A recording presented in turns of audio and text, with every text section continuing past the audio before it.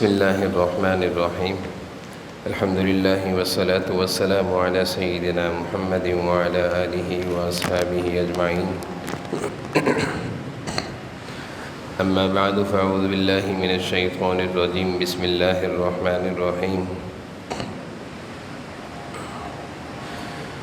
قل هل ننبئكم بالاخسرین اعمالا الذین ضل سعیهم فی الحیاة الدنیا وهم يحسبون أنهم يحسنون صنعا وقال تعالى بقية الله خير لكم إن كنتم مؤمنين وما أنا عليكم بحفيظ صدق الله مولانا العظيم اللهم صل على سيدنا ومولانا محمد وعلى آل سيدنا ومولانا محمد وبارك وسلم اللهم صل على سيدنا ومولانا محمد وعلى آل سيدنا ومولانا محمد وبارك وسلم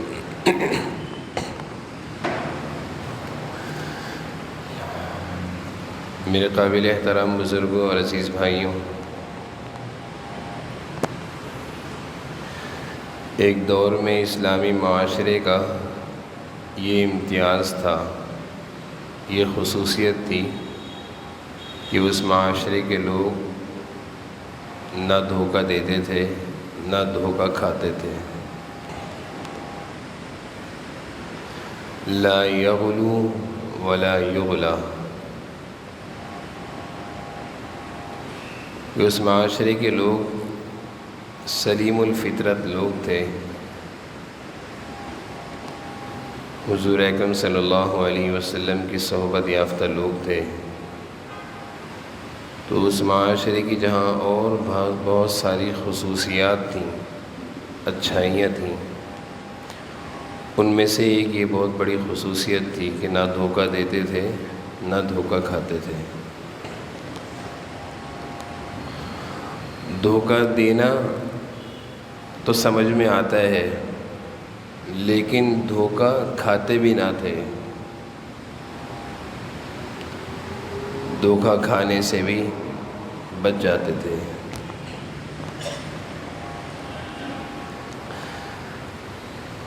سر کی آنکھیں جو ہیں اللہ تعالیٰ ایمان والوں کو بھی دیتا ہے اور کافروں کو بھی دیتا ہے، آنکھوں کی بینائی جس کو کہتے ہیں بصارت، آنکھ سے دیکھنے کی قوت، اور آنکھیں اللہ تعالیٰ ایمان والے کو بھی دیتے ہیں اور کافروں کو بھی دیتے ہیں، نیکوں کو بھی دیتے ہیں گنہگاروں کو بھی دیتے ہیں،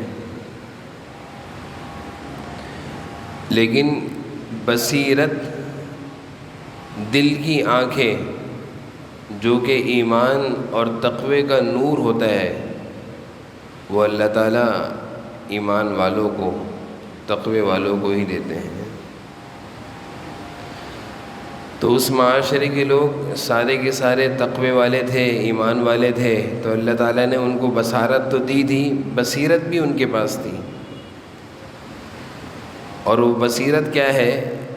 دل کی آنکھیں، دل کی روشنی جس کو نصیب ہو جائے۔ اللہ فرما رہے ہیں ان تتقوا اللہ یجعل لکم فرقانا، یہ بصیرت ہم ان لوگوں کو دیتے ہیں جو تقوی سے رہتے ہیں، جو گناہوں سے بچتے ہیں، پھر ان کے اندر یہ صلاحیت پیدا ہو جاتی ہے کہ وہ حق و سچ، جائز و ناجائز، صحیح و غلط، حلال و حرام میں تمیز کرنا جانتے ہیں۔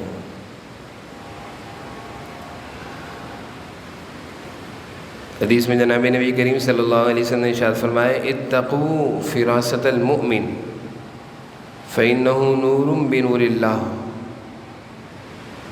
مومن کی فراست سے بچو کیونکہ وہ اللہ کے نور سے دیکھتا ہے۔ تو بصیرت اللہ تعالیٰ ایمان والوں کو عطا فرماتے ہیں، تقوی کی برکت سے، ایمان کی برکت سے یہ نور ملتا ہے، جس سے ایمان والا دھوکہ کھانے سے بھی بچ جاتا ہے، دھوکہ بھی نہیں دیتا اور دھوکہ کھاتا بھی نہیں ہے۔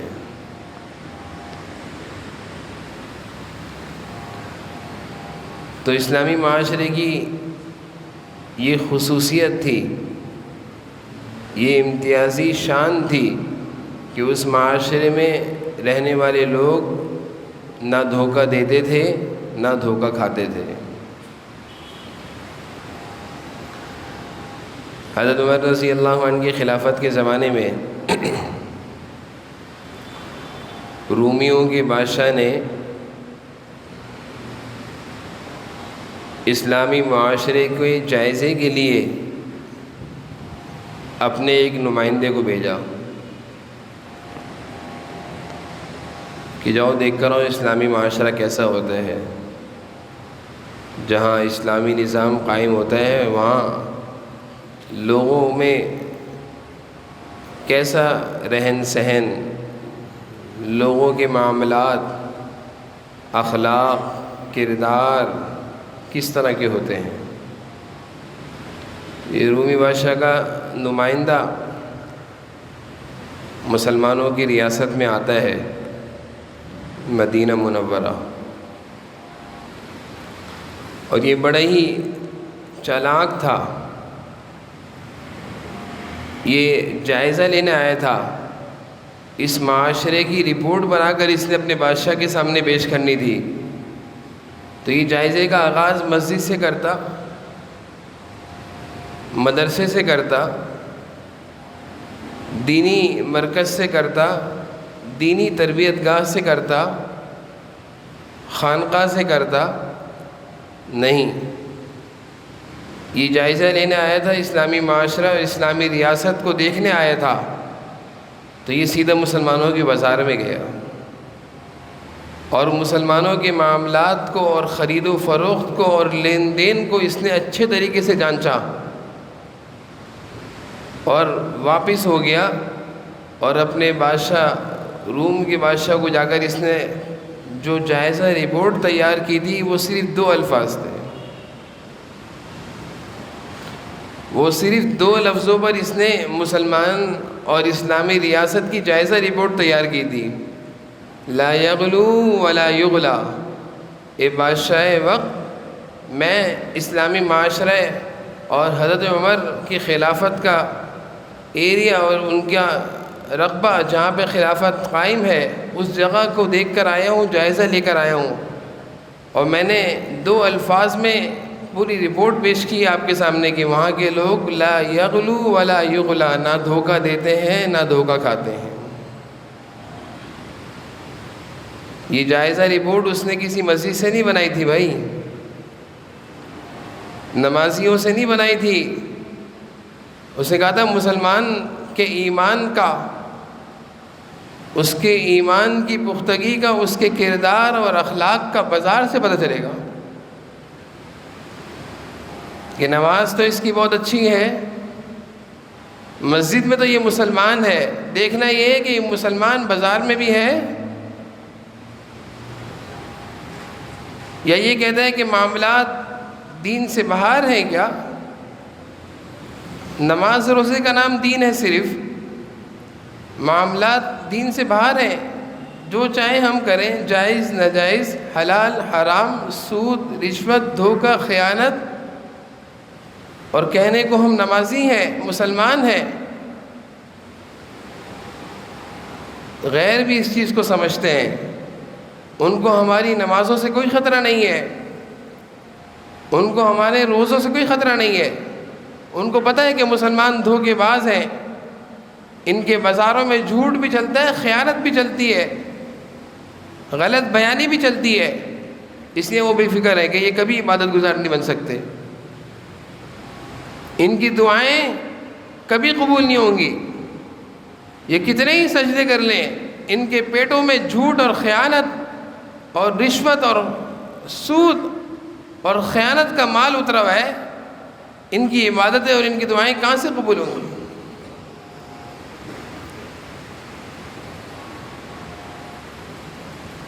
حجاج بن یوسف ایک ظالم بادشاہ تھا، اور جب اس نے اقتدار سنبھالا تو تاریخ کی کتابوں میں یہ واقعہ لکھا ہے کہ اس نے اپنے نمائندوں کو جمع کر کے یہ کہا کہ ہماری اس سلطنت میں، اس دائرۂ سلطنت میں ان لوگوں کو جمع کرو جن کی دعائیں قبول ہوتی ہیں، جن کی نمازیں اور نمازوں پر اللہ تعالیٰ اور جن کے سجدوں پر اللہ تعالیٰ فیصلے کرتے ہیں، اللہ کی مدد اترتی ہے، ایسے لوگوں کو جمع کرو، ان کی میں خدمت کرنا چاہتا ہوں۔ تو مخلصانہ انداز میں اس نے ایسے مسلمانوں کو جمع کیا اور بہترین قسم کے عالیشان قسم کے کھانے پکوائے، اور وہ کھانے ان نیک لوگوں کی آگے رکھ دیے اور کہا کہ کھانا شروع کریں۔ جب وہ نیک لوگوں کی جماعت کہ جن کے سجدوں پر، جن کی دعاؤں پر اللہ کی طرف سے آسمانوں سے فیصلے اترتے تھے، جب وہ کھانا کھا کے فارغ ہو گئے تو حجاج بن یوسف نے کہا اب مجھے اپنی سلطنت کے جانے کا کوئی ڈر نہیں، کوئی اندیشہ نہیں، تم لوگوں کے پیٹوں میں میں نے حرام اتار دیا ہے اس کھانے کے ذریعے سے۔ سود اور رشوت اور حرام مال کا کھانا تھا، اب سے پہلے بڑے بڑے خلفاء کو تم لوگوں کی دعاؤں نے ان کے اقتدار کو ختم کیا، میرے اقتدار کو تمہاری دعائیں ختم نہیں کر سکتی، تمہارے پیٹوں میں لقمہ حرام چلے گیا ہے۔ وہ حجاج بھی سمجھتا تھا کہ جب تک یہ نیک اور بزرگ اور نیک دیندار طبقہ جب تک یہ حلال کھاتا رہے گا، ان کی دعاؤں سے اقتدار بدلتے رہیں گے، آسمانوں سے فیصلے اتریں گے، ان کے پیٹوں میں حرام اتار دو۔ تو آج کا مسلمان کہتا ہے دعا قبول نہیں ہوتی، عبادت کی لذت نہیں ملتی، مسئلے حل نہیں ہوتے، نماز بھی پڑھتا ہوں، روزے بھی رکھتا ہوں، نماز بھی پڑھتا ہوں، روزے بھی رکھتا ہوں، وہی تیرے معاملات کیسے ہیں؟ قرآن کریم میں اللہ تعالیٰ نے حضرت شعیب علیہ السلام کو جس قوم پر اتارا، مدین کے رہنے والے تھے، وَإِلَىٰ مَدْيَنَ أَخَاهُمْ شُعَيْبًا، اس قوم کے لوگوں میں جو برائی تھی، اس برائی کا نقصان پورے معاشرے پر پھیل رہا تھا۔ اللہ تعالیٰ نے حضرت شعیب علیہ السلام کو خاص طور پر وہاں اتارا۔ حضرت شعیب علیہ السلام نے اترنے کے بعد ان کو اللہ کی عبادت کی دعوت دی اور اس برائی سے روکا۔ وَلَا تَنْقُصُوا الْمِكْيَالَ وَالْمِيزَانَ، دیکھو تم لوگ ناپ تول میں کمی بیشی کرتے ہو، تم لوگ ڈنڈی مارتے ہو، لوگوں کا حق مارتے ہو، جس کا جو حق ہوتا ہے اس کو پورا دینا چاہیے، بڑا چڑھا کر دینا چاہیے، تم لوگ ڈنڈی مارتے ہو، سن لو اگر ایسا کرو گے تو اللہ کا عذاب آ جائے گا۔ تو عذاب الہی سے حضرت شعیب علیہ السلام کس گناہ پر ڈرا رہے ہیں؟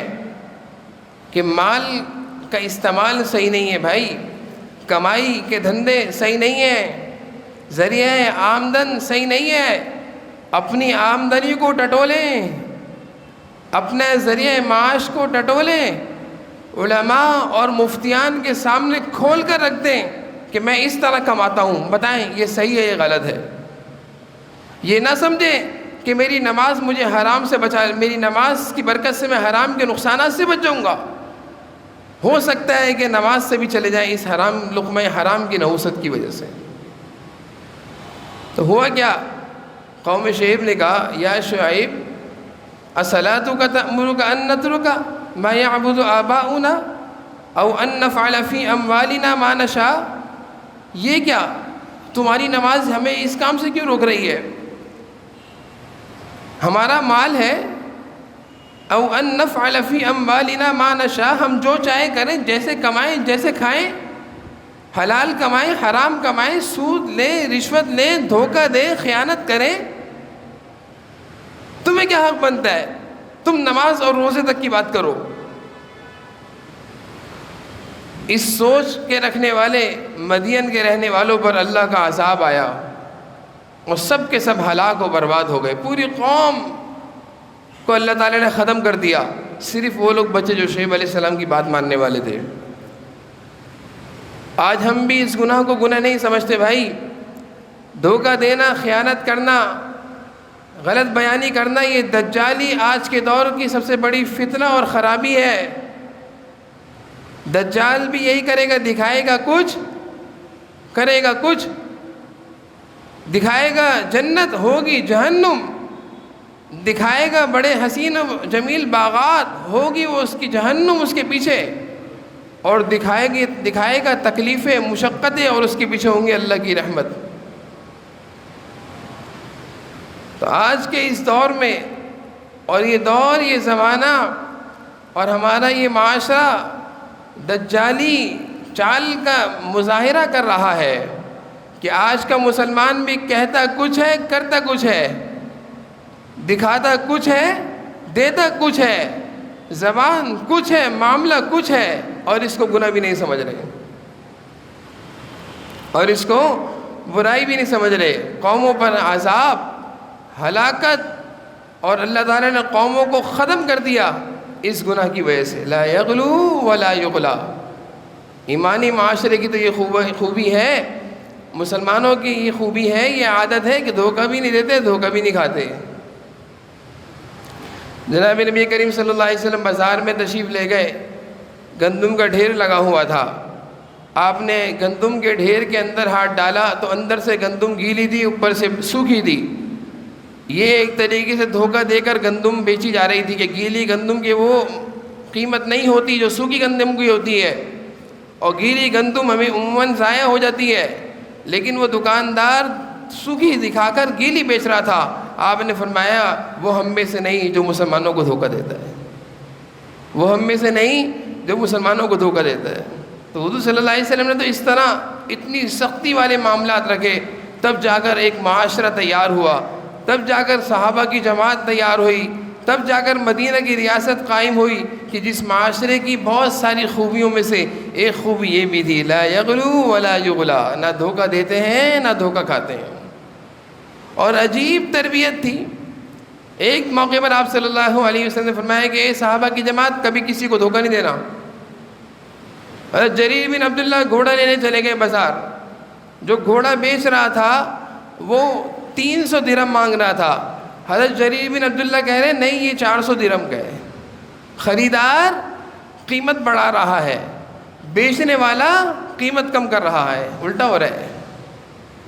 وہ بیچنے والا کہنے لگا آپ مجھ سے مذاق کر رہے ہیں؟ حضرت جریر نے کہا نہیں، میں مذاق نہیں کرتا، مجھے میرے نبی کی تعلیم ہے کہ دھوکہ نہیں دینا۔ مجھے ایسا لگتا ہے کہ تم ضرورت مند ہو، پریشان ہو، مجبوری میں تم یہ گھوڑا بیچ رہے ہو، اس کی قیمت میرے حساب سے اتنی نہیں ہے جتنی تم نے لگائی ہے۔ تو وہ کہنے لگا 400 دے دو۔ حضرت جریر نے کہا نہیں، 400 کا بھی نہیں ہے، اس نے کہا 500 درہم دے دو۔ کرتے کرتے 600 درہم کا، روایت میں آتا ہے یہ واقعہ، ترمذی شریف کی روایت ہے، وہ گھوڑا 600 درہم کا لا رہے ہیں۔ بتائیے ذرا کتنا خوبصورت معاشرہ تھا۔ اس معاشرے میں کبھی کسی کے ساتھ فراڈ ہوگا، دھوکہ ہوگا، کبھی کوئی دھوکہ کھائے گا، کبھی کسی کا مال ڈوبے گا، کبھی کسی کا مال کوئی کھائے گا، کبھی کوئی نقصان اٹھائے گا؟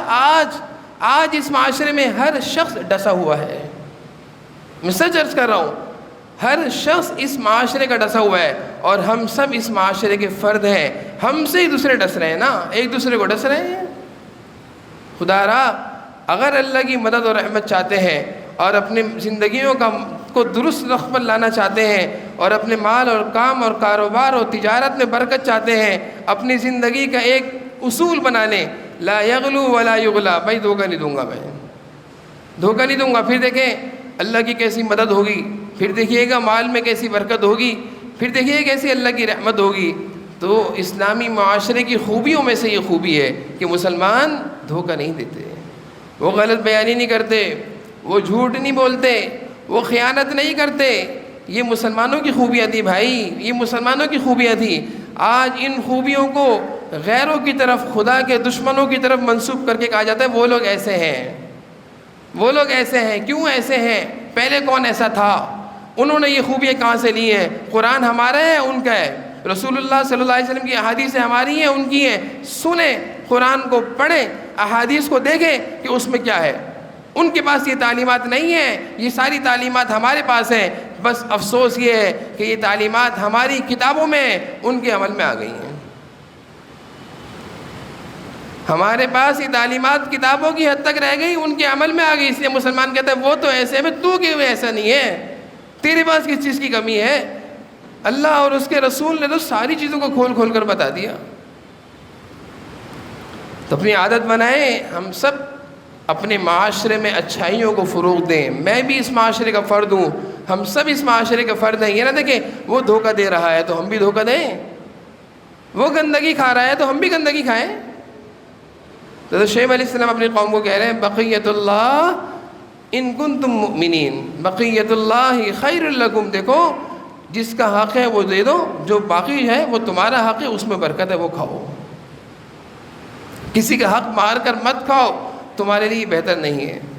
اللہ تعالی ہم سب کو مسلمانوں کی یہ خوبیاں نصیب فرمائے اور ہمارے معاشرے کو ان ساری خوبیوں کا رہنے والوں کو عادی بنائے، اور اللہ تعالی ہم سب کو جو کچھ کہا سنا اس پر عمل کی توفیق نصیب فرمائے۔ وآخر دعوانا الحمدللہ۔